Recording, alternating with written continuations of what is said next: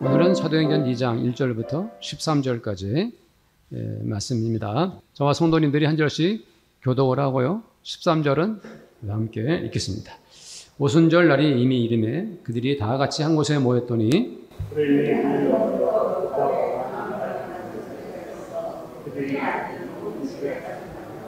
마치 불의 혀처럼 갈라지는 것들이 그들에게 보여 각 사람 위에 하나씩 임하여 있더니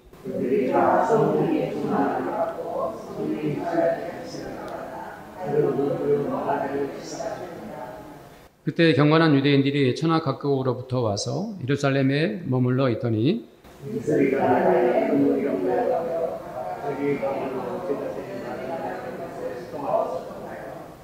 다 놀라 신기하게 여겨 이르되 보라 이 말한 사람들이 다 갈릴리 사람이 아니냐?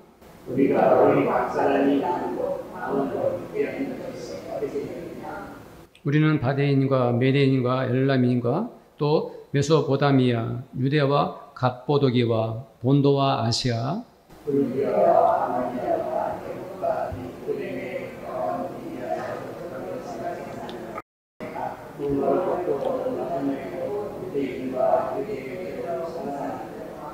그레네데인과 아라비아인들이라 우리가 다 우리의 각 언어로 하나님의 큰 일을 말함을 듣는도다 하고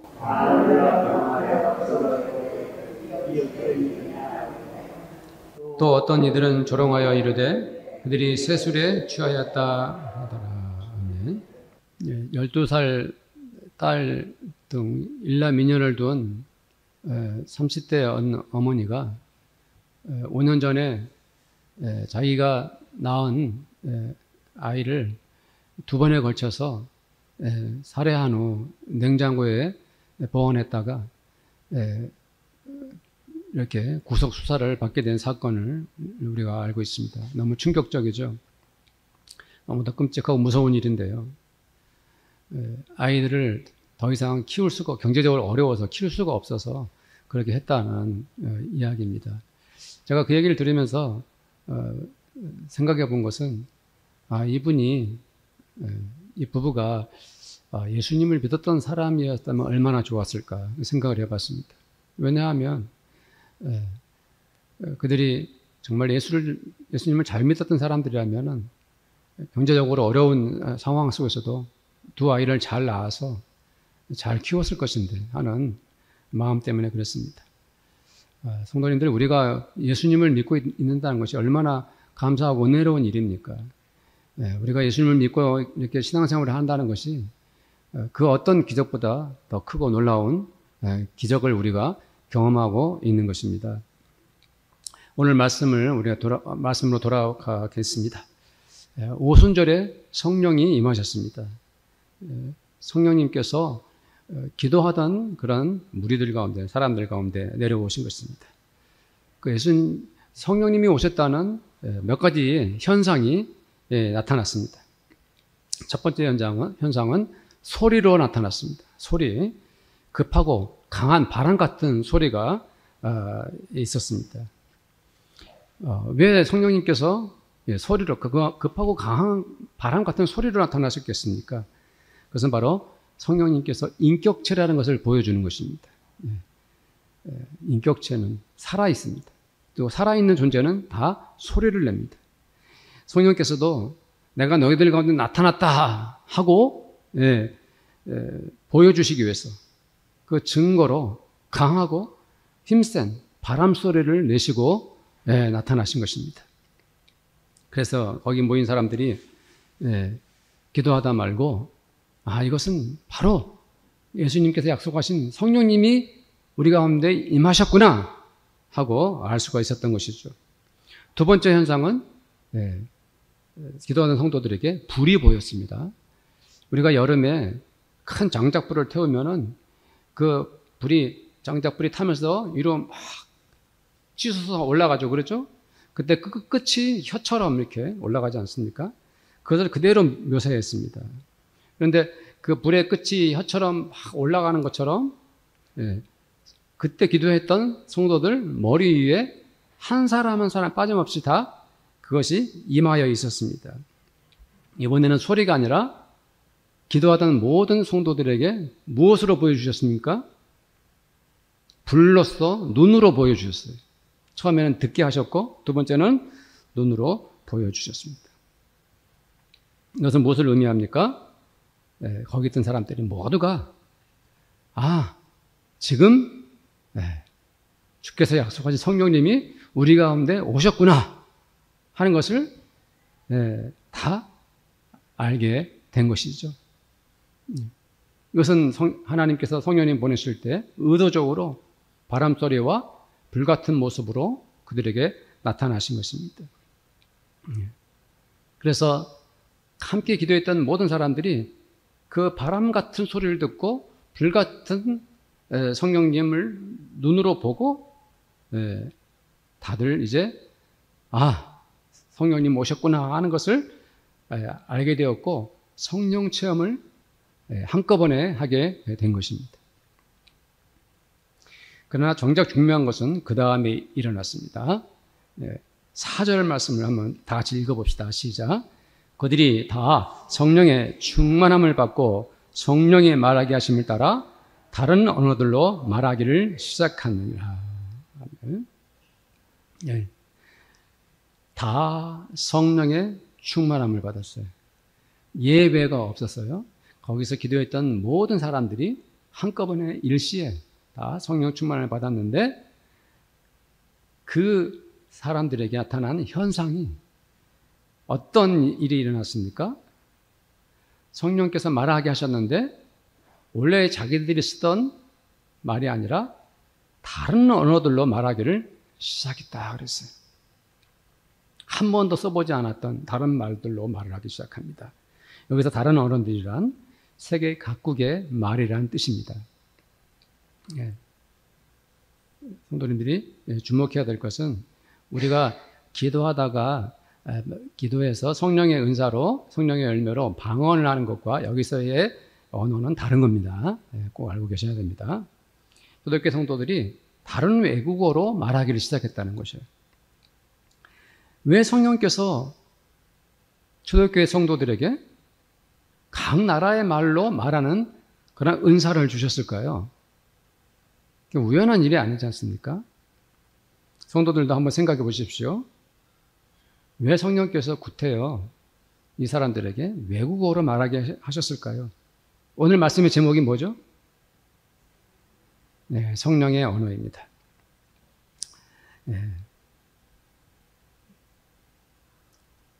오늘 우리가 말씀을 보면서 무엇보다도 먼저 생각할 것은 이 예루살렘에 모여 기도했던 초대교회 성도들이 각 나라의 말로 외국어로 막 말을 하기 시작하니까 그것을 들은 사람들이, 그것을 목격한 사람들이 반응을 보입니다.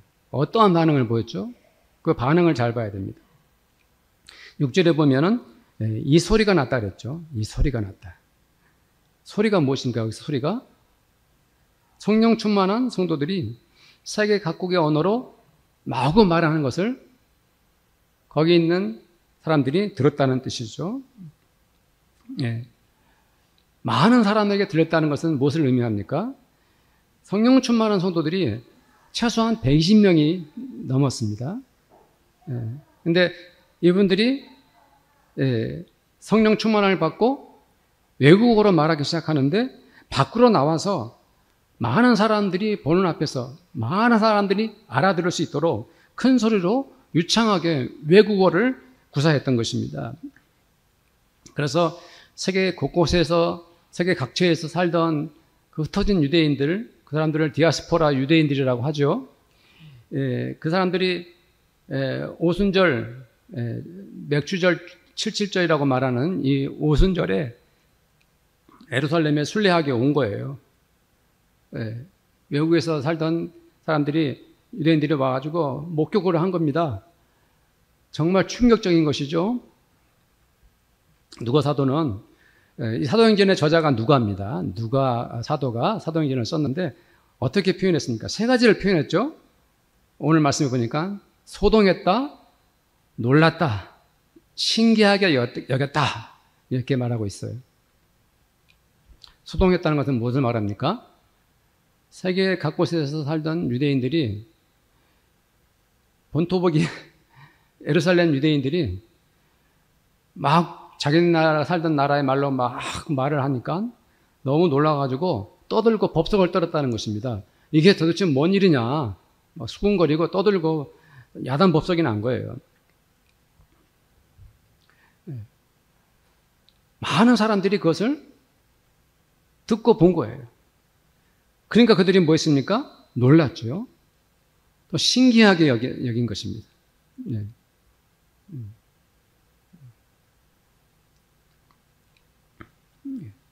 만약에 저희 어머니께서 러시아어를 하나도 모르시는데 갑자기 기도하다 말고 러시아어로 막 성도들 앞에서 말을 하면 제가 러시아어를 조금 알아듣는데 깜짝 놀라겠죠. 그렇죠? 저게 뭔 일이야. 그러죠? 충격을 받을 거 아닙니까? 너무 놀라고 신기하게 여겼어요. 어떻게 저런 일이 있느냐 하고. 그래서 성경 말씀에 보니까 뭐라 그랬습니까? 보라, 이 많은 사람들이 다 어디 사람이 아니냐 그랬습니까? 갈릴리 사람이 아니냐 그랬어요. 예루살렘은 그래도 좀 세련된 도시고 다른 나라들과 교류도 있었지만 갈릴리는 예루살렘에서 300km 이상 떨어진 먼 곳에 떨어져 있는 자그마한 어촌 마을에 지나지 않아요. 지금도 갈릴리를 가보면 아주 작은 마을들로 돼 있어요. 2000년 전에는 이 사람들은 아주 시골 촌뜨기들이죠. 예수님도 갈릴리에서 자라셨고, 그리고 예수님이 공생에 주로 활동하던 곳이 갈릴리입니다. 그리고 예수님을 따르던 제자들이나 예수님을 추종하던 많은 백성들도 대부분이 어느 지역 사람들이에요? 갈릴리 사람들이에요. 근데 갈릴리 사람들도 6월절이 되면은, 6월절이 아니라 오순절이 되면, 77절이 되면은 뭡니까? 다 어디로 찾아옵니까? 예루살렘으로 다 몰려들지 않습니까? 근데 그 사람 눈에 봤을 때는 이 처음보다 무식쟁이 갈릴리 사람들이 자기네 말로 막 유창하게 막 말을 하고 떠들고 있으니까 충격을 받고 놀랄 수밖에 없는 것이죠. 네. 이 갈릴리 사람들은 외국어를 별로 들어본 적도 없고 외국어를 말할 기회도 없는 사람들인 거예요. 예. 그렇다면 왜 하나님께서는 그들에게 성령을 충만케 하신 후에 첫 표적을 그들 모두에게 한꺼번에 외국어로 말하도록 이렇게 하셨을까요? 왜 성령께서 그런 일을 하셨을까요? 성도님들 어떻습니까? 그 대답은 아주 간단하고 또 당연합니다. 왜? 무슨 목적으로? 하나님은 성령 충만 초대교회 성도들에게 외국어로 말하는 능력을 주셨을까요? 그것은 바로 그들이 세계 각 나라의 말로 복음을 전하기 위해서 성령께서 그렇게 하신 것입니다.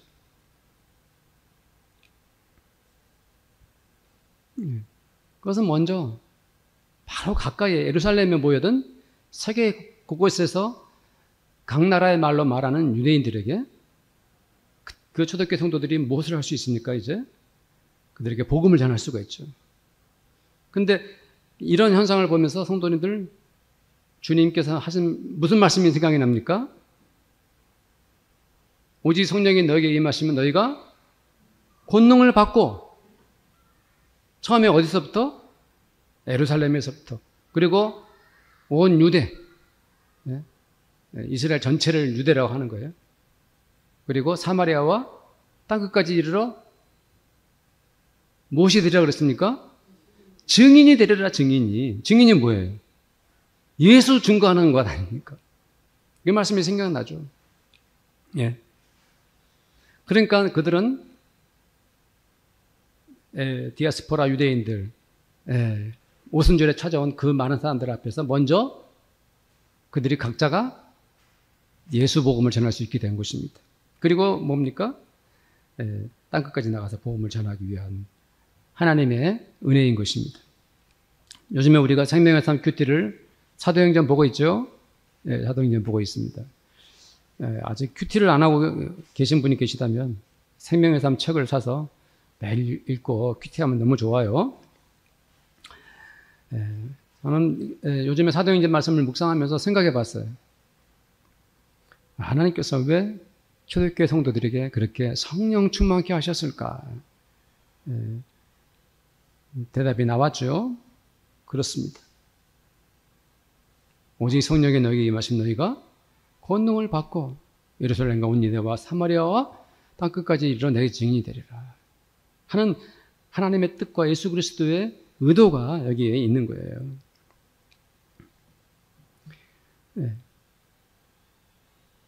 사실 예수님의 제자들 많이 무시를 당했거든요. 또 예수님도 무시를 많이 당했어요. 왜 그랬을까요? 못 배웠다고.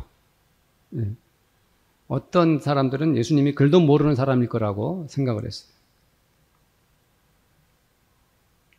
그 사람들은 세계 곳곳에 나가서 말씀을 준비할 그런 준비가 안 되어 있었어요. 왜요? 언어의 실력이 없었기 때문이죠. 각 나라의 말도 못하는데 어느 나라가 가가지고 어느 나라 사람들에게 복음을 전하겠어요. 효과적으로 전할 수가 없죠. 성령님께서는 성령 충만을 받자마자 그들에게 각 나라의 말로 말할 수 있는 권능을 주셨고 은사와 은혜를 선물로 주신 거예요. 성도님들, 우리는 누구입니까? 성도님들은 어떤 사람들이시죠? 내가 누굽니까? 우리는 누구입니까? 우리는 하나님의 아들, 딸들이죠.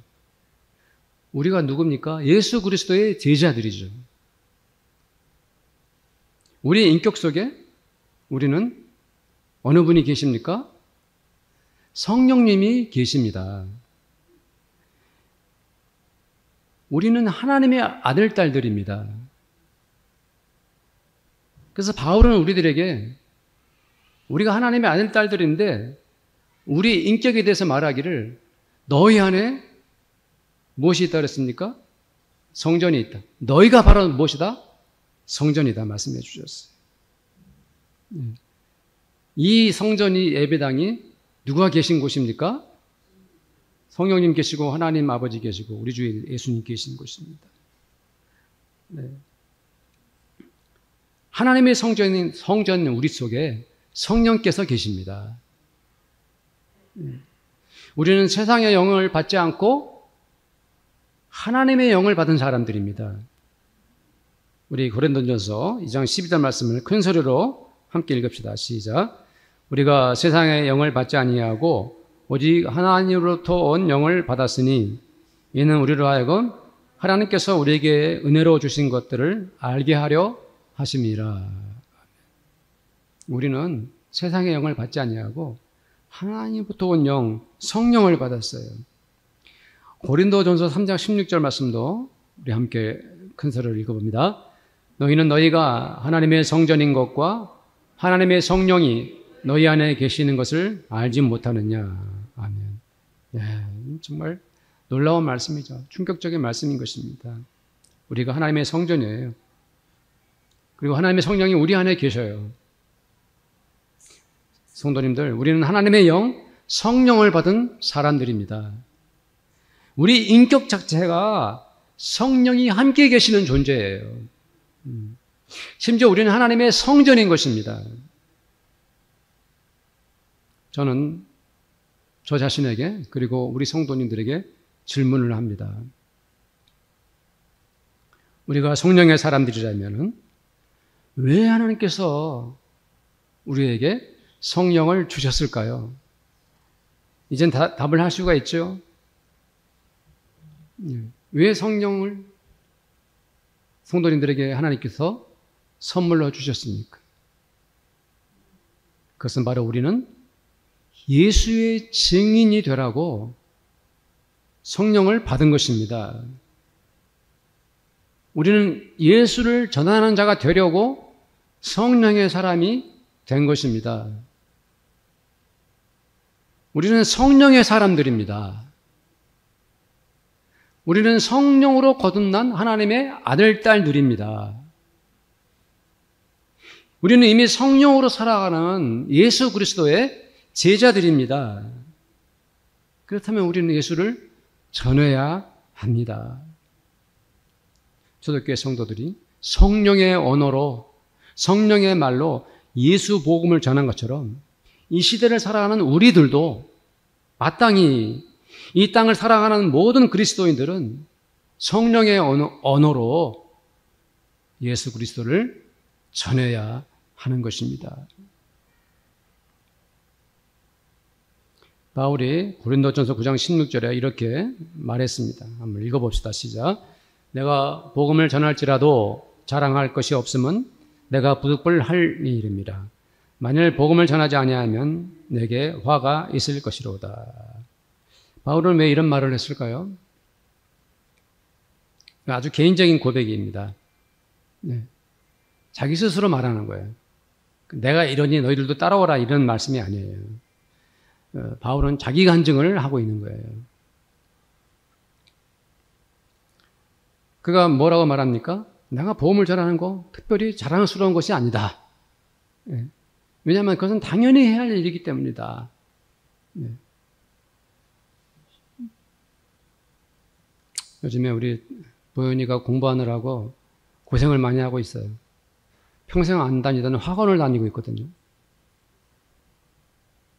그런데 학생이 학교에 간다고 자랑스러워할 것 없지요. 학생이 등교하는 것이 뭐 그렇게 자랑할 것입니까? 당연한 일이죠. 네. 그러나 바울은 거꾸로 말합니다.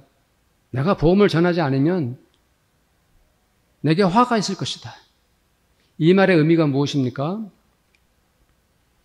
학생이 학교 가는 건 너무 당연하고 마땅한 일인데 만일 그 학생이 학교를 가지 않는다면 이 아이는 엄청난 불이익을 당할 것이죠. 그렇죠? 네. 이것은 우선순위의 문제입니다. 무엇이 더 중요한가에 대한 것이죠. 내가 생활하면서 전도하는 것은 필요도 없는 것입니다.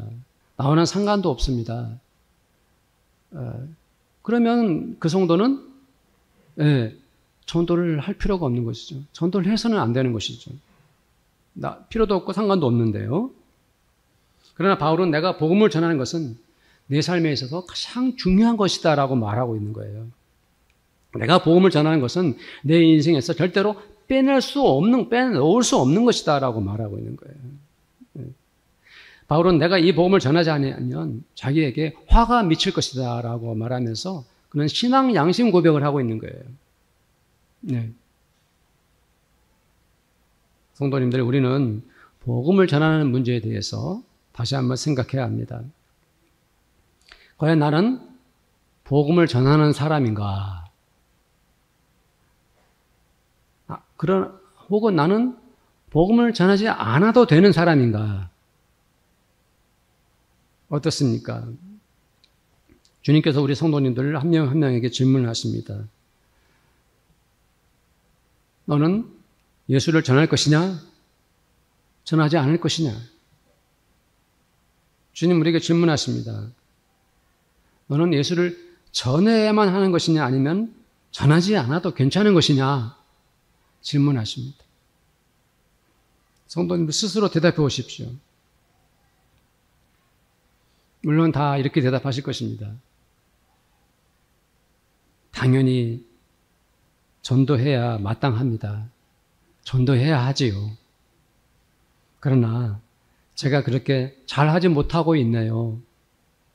자신감도 없고 어떻게 무슨 말을 해야 될지 그리고 누구에게 복음을 전해야 할지 전혀 대책도 없고 방법도 없습니다.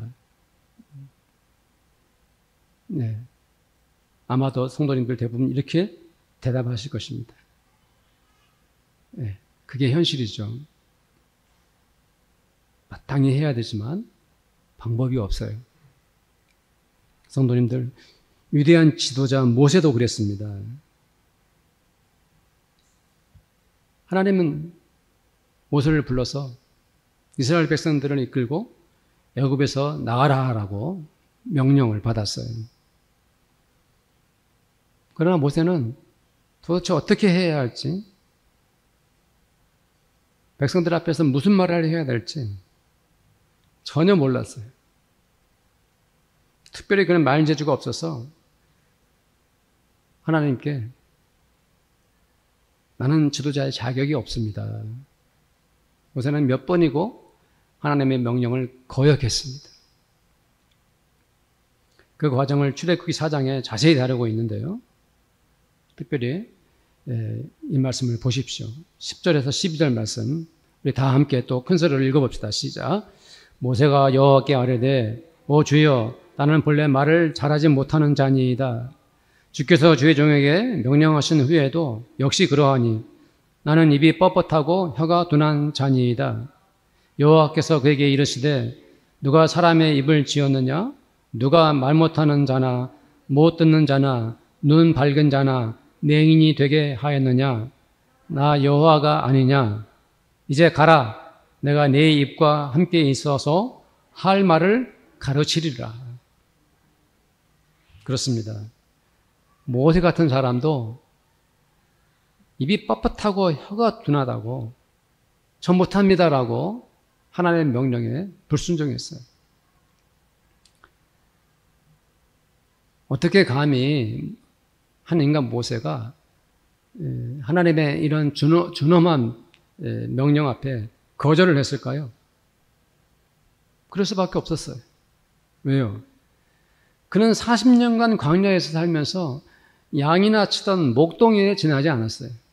젊은 나이 40에 광야로 도망가가지고 40년 내내 80이던 늙은이가 될 때까지 아무 일도 안 하고 양만 치던 사람이에요.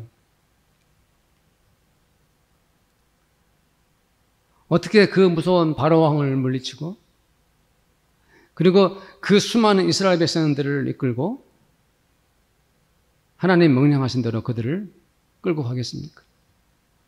못하겠다는 거예요. 스스로 자신감을 잃고 하나님의 말씀의 명령에도 거역했던 모세가 하나님이 여러 번 모세를 설득하고 말씀하시면서 이제 모세가 하나님의 말씀에 힘을 얻고 이스라엘의 지도자로 부르심을 받게 됩니다. 그에게 하나님 하신 말씀이 무엇입니까? 이제 가라. 내가 네 입과 함께 있어서 할 말을 가르치리라. 저도 말솜씨가 부족합니다. 제가 이게 참 말 재주가 없는 사람이에요. 우리 모두가 어떻게 복음을 전할지 잘 모르고 서툴기 그지 없습니다. 우리가 예수 복음을, 예수님을 전한다면 잘 전해야 되고, 사람들이 내게 전도하는 소리를 듣고 그래요 하고 탁 달라붙어서 예수 믿고 교회 오면 좋을 텐데 정말 부족하기 짝이 없어요. 저도 마찬가지예요. 그렇지만 우리가 복음을 전할 때에 내가 부족하고 서툴러도 하나님께서 내 입술을 지켜주신다는 그 믿음을 가지시기를 바랍니다. 네가 복음을 전하기를 원하는데 내가 너의 유창한 언어를 사용하겠니? 네가 부족하고 서툴게 복음을 전해도 내가 내 입술을 지켜주면 하나님이 우리에게도 말씀하신다는 것을 믿으시길 바랍니다. 예수님께서 친히 하신 말씀을 기억하시죠? 요한복음 14장 26절 말씀입니다. 함께 읽어봅시다. 보혜사 곧 아버지께서 내 이름으로 보내실 성령 그가 너에게 모든 것을 가르치고 내가 너에게 말한 모든 것을 생각나게 하리라. 아멘. 내가 정말 예수님을 믿고 있습니까? 그럼 된 거예요. 내가 진정으로 예수님을 사랑하고 있습니까? 그럼 된 거예요. 내가 믿고 내가 사랑하는 예수를 전하는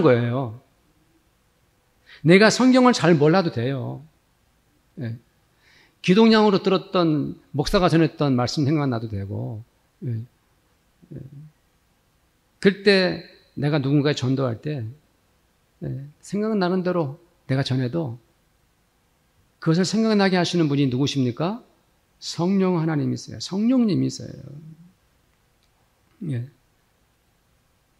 잘하지 못해도 성령께서는 반드시 그 전도하는 현장에 성도님들과 함께 하신다는 것을 믿으시기를 바랍니다. 예. 또 이런 분들도 많이 계셔요. 그렇게 열심히 전도해서 무슨 결과가 있느냐? 열매가 없는 전도를 왜 하느냐? 시간과 돈이 아깝다. 이런 얘기를 하실 때가 있죠.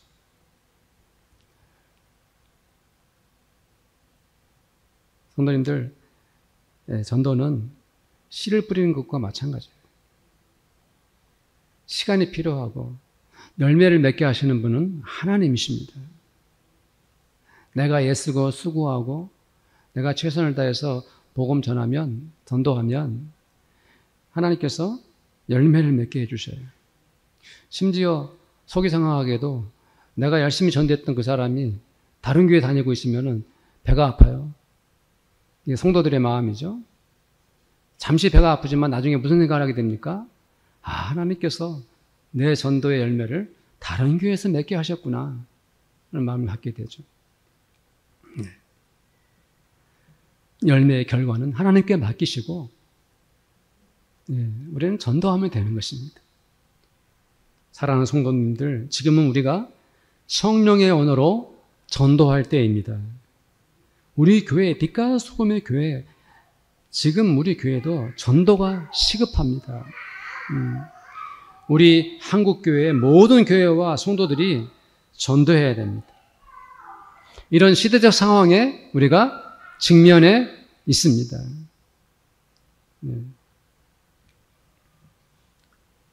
우리 성도님들, 성도님들 전도해야 할 사람이 누구죠? 누구를 전도해야 합니까? 오늘은 결단하는 시간입니다. 오늘은 그냥 말씀을 듣는 시간이 아니라 우리의 마음을 결정하는 시간입니다. 우리 모두가, 저와 우리 성도님들이 전도를 해야만 한다라고 확인하는 시간입니다. 성령의 언어로 복음을 전하겠습니다. 라고 하나님 앞에 다짐하는 시간인 거예요. 왜요? 내 안에 누가 계십니까? 성령님 계십니까? 하나님의 아들, 딸들이니까. 예수 그리스도의 제자들이니까. 지인들에게 우리 빛과 소금의 교회를 알리셔야 합니다. 우리 교회 전도지가 잘 준비되어 있어요. 아까도 광고 시간에 말씀드렸지만 앞으로 수요 예배를 드리고 나면은 우리 성도님들이 우리 동네 마을 주변을 돌면서 전도할 것입니다. 네. 주일마다 말씀 나눔을 하고 있는데요. 말씀 나누는 하는 두 그룹의 리더들은 전도지 한 5장 정도씩 성도들에게 다 나눠주십시오. 그리고 주일날 말씀 나눔을 하고 각자 집으로 돌아가는 길에 한 5장씩 나눠드리면서 예수님 믿으세요. 빛과 소금에 오십시오 하고 전도하시면 됩니다. 성도님들, 전도가 뭐 특별하거나 대단한 일이거나 어려운 일이 아닙니다. 전도 폭발 막 훈련을 받아서만 하는 것이 아닙니다. 전도의 경험이 많아서만 하는 것도 아닙니다. 우리는 전도의 본질을 파악해야 하는 것입니다. 내가 예수님을 믿기 때문에, 내가 예수님을 사랑하기 때문에 전도하는 것입니다.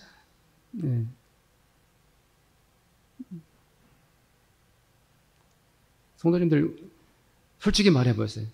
우리 교회가 좋아요? 싫어요? 좋죠? 우리 교회 좋죠? 우리 교회 성도님들 사랑합니까? 사랑하지 않습니까? 사랑하죠? 그럼 우리 교회를 알리는 것이 전도고, 우리 교회가 성도들이 얼마나 좋은지를 알리는 것이 전도입니다. 네. 우리 교회가 어떻게 예배를 드리는지. 네. 네. 그것이 바로 전도예요. 네. 성령의 언어로 전도할 수 있는 우리 성도님들이 다 되시기를 축복합니다. 우리 함께 한번 기도합시다.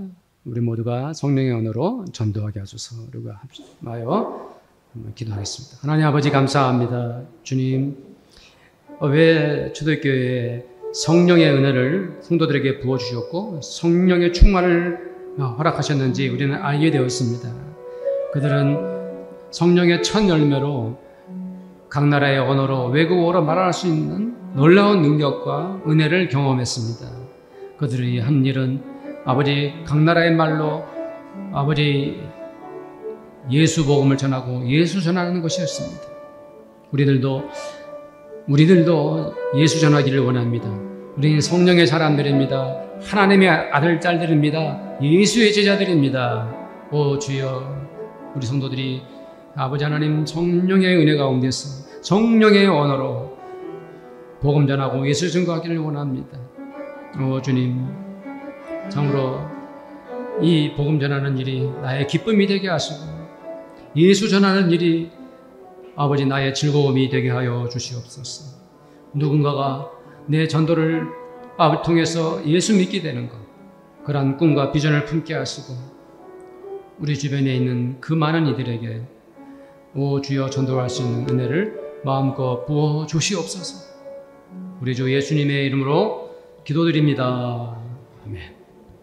지금은 우리 주님 예수 그리스도의 은혜와 하나님 아버지의 그 지극하신 사랑하심과 성령님이 그 교제하심이 이 자리에 함께한 우리 모든 성도들과 우리 성도들의 가정마다 믿음으로 소망 가운데 열심히 일하는 그들의 일터와 그리고 우리 교회 위에 지금부터 영원토록 함께 있을지어다. 아멘.